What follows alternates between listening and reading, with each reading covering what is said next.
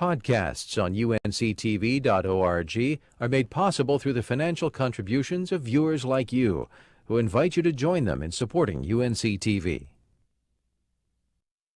Major funding for the Woodwright Shop is provided by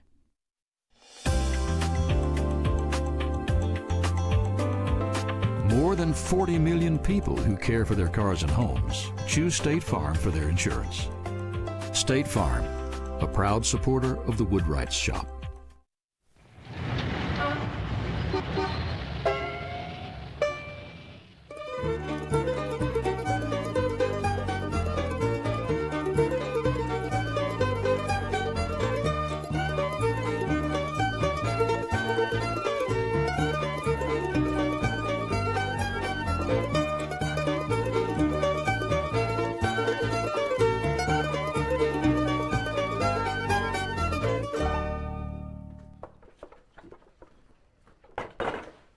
Hey, hello again, and welcome back to the Woodwright Shop. I'm Roy Underhill, and I'm so glad you can be with me again today because it looks like the fleet has come in. Yes, the fleet is in the flask. The boat is in the bottle. And that can only mean that that master of the maritime miniature has come to visit to show us how to do boats in bottles. Yes, folks, it's Jim Goose Goodwin here. Yes, hey, good to Roy, see you, Jim. how's it going? All right, very good, very good. You're going to show us to do ship in a bottle like this one right here now, is that right? Right, this is a Sharpie, more specifically a Carolina Sharpie, and this particular Sharpie is called the Hattie Creef, and based out of Elizabeth City, and this modest little workboat holds an important place in history. Oh, really? And that's what you've got kind of assembled over here, a history of a specific region of the United States in maritime models. This is the Outer Banks history. Right, and just like in any ship model, not only is it a piece of art, but it's also a piece of history. And this particular piece right here, I'm calling Blackbeard's Fleet, and it has the Queen Anne's Revenge, the two sloops that accompanied Blackbeard, the Adventure and the Ranger. And up here in the neck, I even see you've got Blackbeard himself there. Definitely, watching over the place. Wonderful. Now, of course, the Outer Banks was called the graveyard of the Atlantic. All these ships sinking there. Is that what we've got up front here? Right, and we have like a topsail schooner. That's in a Gordon's gin bottle too, exactly. So I can relate to that. And then we have, what's this here? This is the Chrissy Wright, a three-masted schooner that was built in Maine. See, Maine vessels wrecked a lot down here. Well, they were the ones building the boats. And they were down in sinking North down Carolina here. had the graveyard of the Atlantic. And then finally, this one here. What is this? This is the five-master built in Camden, Maine, called the Carroll A. Deering, and it was the ghost ship of the Diamond Shoals. It came ashore with all sails set and no one on board. Oh my gosh! All right, and what year was that, do you think? That was about 1921, and there are tales of mutiny and piracy associated with that. All right, now this is the one I guess you're saying, the it was called the Hattie Creef. The Hattie Creef had to do with this story right here a little bit later in the Outer Banks history. Right. And this is the Wright brothers plane. And the Hattie Creef carried the Wright brothers and their materials from Elizabeth City over to Kitty Hawk. All right. So we're going to do the little Sharpie that carried the parts for the first flying machine. Exactly. Now, building an airplane, that's nothing. Anybody can do that. The first airplane. But how on earth do you get the ship in the bottle? That's the thing that everybody wants to know. Well, the hardest part is emptying the bottle. Oh, okay. I can help you with that if you need to. You have a way to show. All right, show us here now. How you Well, do what this? I got right here is a little demonstration model that I use when I go to maritime shows and fairs, because people are always interested in what the secret is, and the secret is really knowing how. But if you look right down at the base of the mast, you see a little brass hinge right there, and that allows the mast to collapse down. And if you'll assist me with moving the mainsail back. Okay, I've got it there. Okay, and see, when it goes into a bottle, the mainsail will go back first, and then that will curl up and fit into the bottle. Now, with your square sails, you can cock bill them around so that they are parallel to the mast, and then you collapse the mast down. Ah, there it is. So And- it goes out all the way small like that with those lines, and this is able to slip through the neck of the bottle.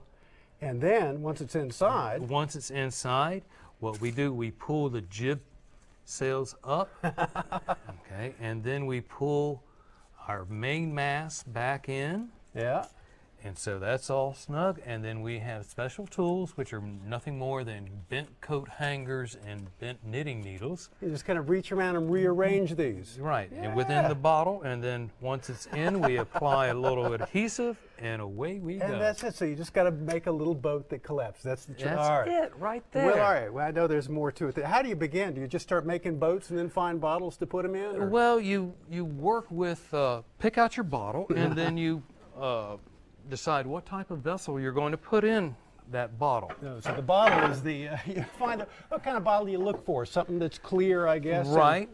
You want something optically clear, and some bottles will have some distortion in them, and that's just normal. Can look good. You know, in today's I have a manufacturing. certain expertise in this. This looks like a MD 2020 You bottles. are well versed in your bottles I know me there. bottles there. All right. So you get your bottle.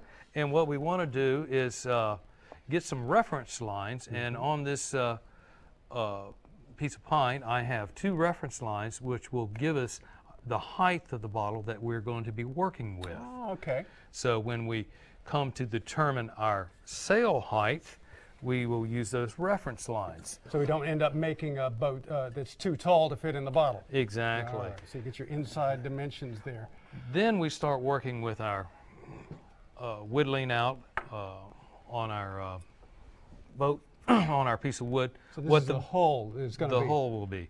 And I'm using just red cedar, and I like the way it cuts. Yeah, and it's good carving wood. All right. is. Yeah. So soft and easy to carve down. So you whittle down the shape of the boat. Now this is a Sharpie, and it's like a chisel point. You told me. Is that right? Exactly. Interesting. As opposed to this, which has what you call that bow. Oh, that's called just a V-shaped bow, and it has a moderate dead rise, which Ah, is I see. the dead rise is going to be the angle from your tip of the bow all the way down to the base of the hull there. But this is a Sharpie because it goes all the way All the flat way down. down. All right. Well, let's see you do a little carving on that because they always have the cockpit in there. I know. Well, You've we got- have what we have. We have the cockpit, which is in the back. Uh-huh. Oh, and then the what do you call that center? That's the hatch. That's the working hatch where they would put their oysters, their Ah. cargo, and so we carve a little bit about. And this little Caroline Sharpie, all the parts and the engine and everything for the Wright brothers' first airplane traveled across the Sound. So the first First airplane went across in this In a particular- sailboat. In a sailboat. Now, interesting enough, a year after she carried the Wright brothers over, she was converted to steam. Now, did that happen to a lot of these? Yes, boats it during did that time? actually. Huh. Yeah. And when I was researching the Hattie Creek, I found a picture of her as a steamship, and I looked at the bow itself, and I go, man, that's a Sharpie bow.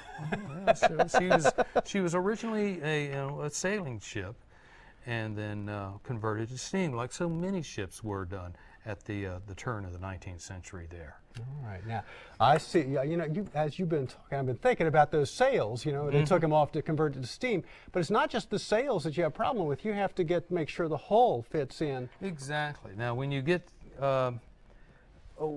if we see there, right there. So you got literally a bottleneck there. You can't get. It's not yes, going to and fit. so you got to file or sand down. So that's the other limit there. Make sure that you're able to go in. And also, you want to make sure that you have enough space for that bottle, for the hole to go through, and then when it's all painted up, you'll be putting on some deck furniture as Oh, well. that has to have clearance as well. Exactly. And what that deck furniture is going to be either hatches or skylights. And here you've made a bunch of them in a line. Right, and so I will just, that saves a little time, and when I need one, I will just cut them Cut off. it off and glue it. And then on the flip side of that, I think I got my little right cabin here. right there. Yeah, there's your cabins. Okay, so just little strips of wood there. And now, what do you do if you've got a big boat? You're doing something, a hull that's too big to go through that neck. Say something like the Queen Anne's Revenge or something like that. I have, they will come in 2 pieces. You will put them into bread and butter. Oh, like okay. that. So it's like a sandwich there. So what Right. this would go in first and then glue down? Mm-hmm. And then you would put in your upper piece, which would have all your sails and your... Oh, okay. Here's another one again. Right. With that 2-piece hull there. All right. So there's lots of tricks. You can do these in slices. Right. And build them up. See, who would have thought of this unless you had to do it? And when you're putting a 2-piece together, you need to make some gouges for your rigging to go through, so it'll seat properly onto your bottom piece there. Now, one of the things you also told me, you've got to drill some tiny little holes here. Is of course you want to go ahead and paint it first, and then drill the holes. Exactly. Because otherwise that paint will fill the holes. That's not something I would have thought of to do. But I guess you're ready to do that. Is that the next thing once you get the mast and everything? Once we get the our deck furniture in, you want to measure up your mast, okay? And on the Sharpie, your aft mast is shorter than your foremast. And so what we do, we want to make sure that we have clearance. And so I take a little pointer scribe and point out, put a little marker hole, gotcha. pilot indentation, right where I want my my staple to go. And that'll give you a hinge point at the same level as the roof, so it can drop down flat, because otherwise it'd be cocked if you had it at the bottom. Exactly. So again, none of those things you wouldn't think of. And All right, so we you just got that marked. we just take a little jeweler's drill, and then with a very small bit, just go in and make our hole. It's a tiny little drill. Now their suppliers, I guess it's a long time. People have been right where their mail order little company that sells dowels and drills and stuff. Exactly, but I imagine that the old timers would either heat up a wire and drill the hole that way. And so we take our little small gauge wire, brass wire, and flip it through our hole, put it in, insert it in there, and then just bend that down, and there we have our little... That's the hinge. Okay. That's it right there, simple machine. Okay. Okay. And then we just clip that off, All right. and then we are all set to go. All right, And then so we that put goes. that right in there. And I guess you could glue those if you Yeah. felt the need, but you can just kind of stick them in like nails. Yeah, I can stick them in like nails, and just sometimes you need to bend that just right, and it just fits right in. And you can that's see as it flips down, you got a lot of clearance, and then That's- you also want to check the clearance going into the bottle and see how it fits. Is it going to clear? Yes, Oh, it does. look Whoa, at it's that. tight, but I see that. All right. Yeah, that's okay. And a lot Check of- your neck, in other words. Yeah. check your neck, and sometimes getting it in, you might need to wiggle. All Now we also need to put down our rigging lines. Okay. Now ships will have a standing rigging and a running rigging, and so standing rigging goes from the hull, and it supports the mast, and it supports it in a triangular fashion. Okay. Okay, So so two little we got two just holes. holes you pressed in there with a set of dividers. All right. Right, and if you could put that in the vise for me, please, while I reach around you to get the drill right there. We got a nice little drill. All right. So this is going to be the holes where the lines come out. Let me see if I can orient this on the where we are on the item we're working on. Those little lines right there. So these are those holes where those lines are going to go right there to hold the backstays and the shrouds. I'm 80. All Yeah, right. definitely. So all we do is just put our little drill bit in, and then we just do a little drill, Yes. and then we're drilling all the way through the hull, so our lines will go all the way through, and they won't be seen when we The fishes will. when we put it through. And let me know when I break through. There you go. There I we didn't go. let you know in time there. There you go. Okay, let's back out the drill. All right. There we go, and All right, blow so you that drill off. a couple of those, and I guess, are you ready? Are we really ready? For doing the next step, and that is to do the rigging. All right, now I guess most boat yards, they had a rigging yard and a sail loft and all that stuff. You got another place to work for us? Exactly. And so we'll just We'll move to the move next. on, folks. We're heading on down in the shipyard now. Ah, it's great. Now, how long have you been doing these, Jim? I've This been has been- hitting the bottle for about 6 years now. Drop You my remember thread. the first one you made? Yes, I do, and I recall that I was using my old oil fill tongue. I used to work in the oil fill, and which is very similar to the sailor's tongue. Absolutely. And Some of the language is shared, yes. and so my wife said, if you are going to talk that way, you need to find something else to do. So, but I progressed a little later, and when we do our rigging, you want to have a little stop knot in there. So that is a thread? This is just a number 10 beading needle, and Oh, you're just trying to find where it comes through on There the we bottom go. there. Oh, there we not go. so clear on the raw wood. there we go. And All right, then there's we the just stop knot. and then we just start threading with our shrouds and bring that down. This is funny. This is sewing a boat. It's pretty funny. Yeah, it kind of is. But I see why a lot of things are making sense here, because on a sailing ship, the backstays and stuff keep the mast from going forward towards the bow, because that's where the wind pressure is. Right, that's where the stress will be. And a lot of ships have had their backstays snap, and then the mast fell down and got wrecked. Yeah, and people get hit. Yeah, that's always the dramatic scene in the getting old hit in the seafaring head. film there. Now on the backstays, we just go through our last hole, and our backstay is what keeps the mast from springing, as it's called. So we just But that's bring, also because they're triangles coming towards the aft of the ship. That's the reason that the mast has to drop down this way, and that's why most ships in a bottle are sailing back out towards the neck. right. All right. Also makes sense. You want to have them kind of sailing towards the out into the Right. out the bottle, rather than towards the back end, towards the lighthouse. That Now, would- when you are finishing up your yes. your strings, all you do is just tie a little knot right down there, and you can just do a couple of loops over there okay. like that, and then you got that tied off, and now you are ready for your running rigging. Okay. Now that's ready. This will fold back on that Exa- hinge, just like the other one, but it has the standing rigging on it. And the running rigging is what holds the sails. Is that right? Holds the sails and also lets you pick up the position your mast. And what I have is a little stop knot right Oh my there gosh. Okay. So fine. You can't see it. There's a thread there with a knot in it. with a little stop knot, knot and right then there. also I have some extra thread, and I need that extra thread for securing the top boom. And what we do, we just That goes right through the top of the mast. Now you have got to have incredible eyesight or some magnification to do this. I'm going blind, Roy. Well, I am going blind. you'll get this. The thing is, you can still count on this. I bet you can do Yes. these. If you've done how many of these? I mean, you've done a bunch of these. I've done over 500. And Are you kidding me? I'm not kidding. No. 500 ships in a bottle. Yeah. Oh my gosh. So Ah, now, see, we got our running rigging going here, and see, with that stop knot, that's able to pull the mast up.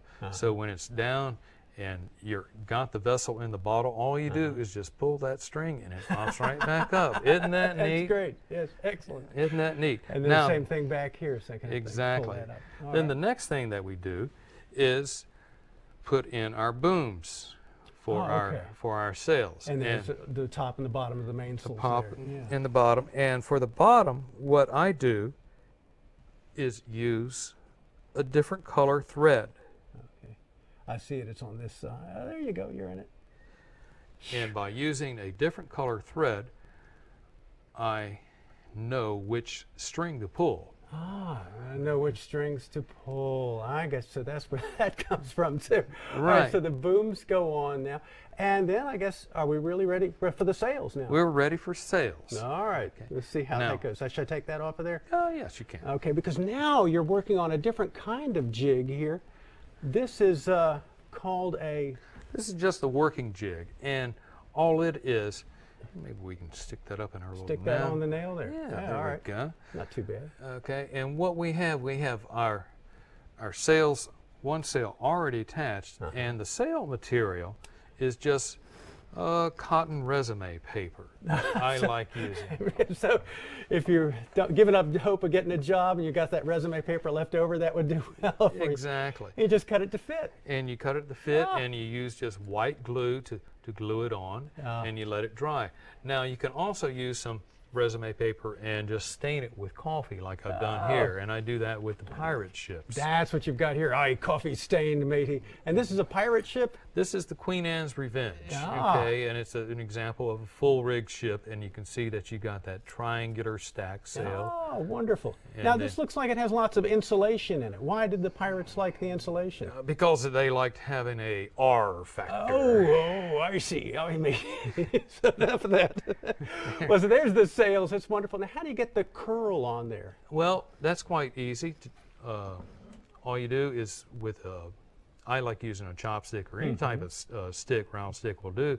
And what you do, you just make a curl, and there you get your the billow effect in the sail. And see, I got that going the wrong way for ours. Oh, okay. We have no. Well, And so we you can just try a move. different tack there. We I can guess. try a different tack, and whoa, I was there. So depending on how you wanted the vessel to be on a starboard tack or I see the sails here that's on a starboard tack. billowing out. Yeah. All right, so now that's the sails, that's the booms. I tell you what, let's go ahead and look at the how you put this thing in here, because I sure want to make sure we can get this thing into a bottle before we run out of time. So if you're all ready with that, we'll come back and look at some of the other things. Let's see how this assembly goes. Now I know you've got a way to make an ocean with your clay, rolling it together. So you've prepared. You just make some worms of different color Rub them together. and roll them. I love it. Just like Damascus steel, you just roll it And in, then flatten them out. and you got water. All right, there's your water. All right, so now the bottle's ready. Let's see you go ahead and put one in here. Okay. All right, so this is the ship now.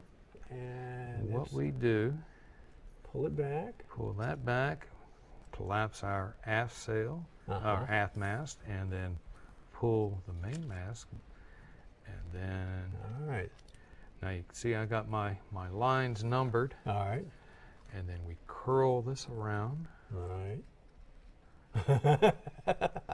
and we insert that into As the hard mouth. as it is to get these things in, it's easier to get them in than it is to get them out. Oh, not that bad. Okay, and then at this point I like to let gravity assist me, so I will Okay, so turn this upright. turn that upright, All right, that way your And we- sails are keeping out of. from and then we being do a tangled. little wiggle and jiggle, and then we just push that through, and lo and behold, Yeah. and then with the assistance of some tall tweezers, the first line that I want to pull up is going to be the jib. And All right, so we that's do- you start from the bow of the ship. exactly. All right. And then we pull our mainsail up, Ah, look at that. and then we pull Oh, it's perfect. our aft sail up, and then we position our boat within the sea. Now, at this point, you can add some adhesive down to the bottom and help secure that boat, or you can put, just put some more clay around it and secure it. Oh, that's wonderful. Okay, so then you can glue these into place there, glue the lines, and then reach in there and start cutting them. Well, before you do, if you move that one down, I have another demonstration right here. Yeah. We have, this one's already secured in, and with a little dowel that's got a brass wire that's got a little loop on it, I can put some adhesive onto that little loop, and that adhesive will stay in, and so I will come in and touch the lines and my little brass hen with the glue, and it will stay. How do you make the glue dry? Well, Oh, oh, okay. don't, yeah, you got to blow the other way.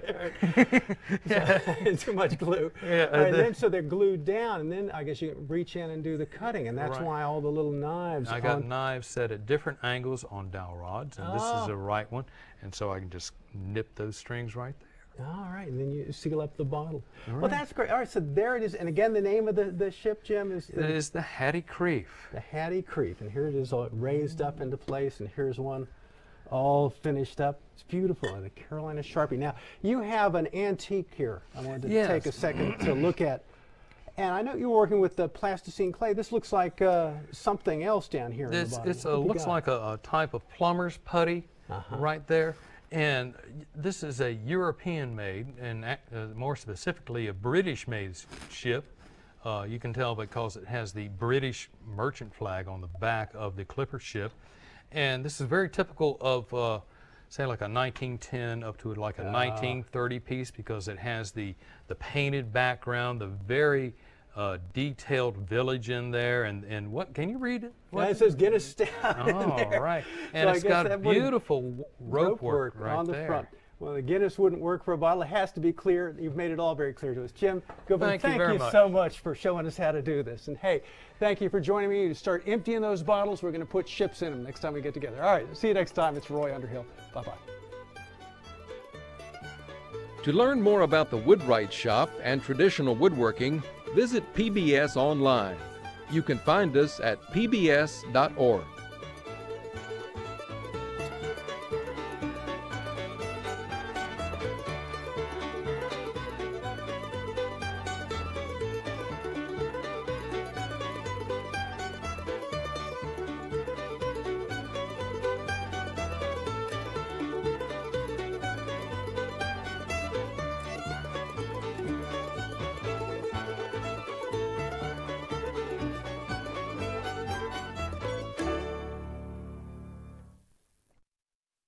Major funding for the Woodwright Shop is provided by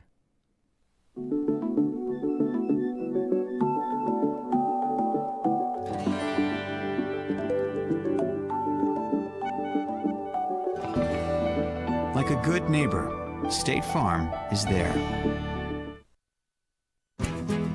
We are PBS.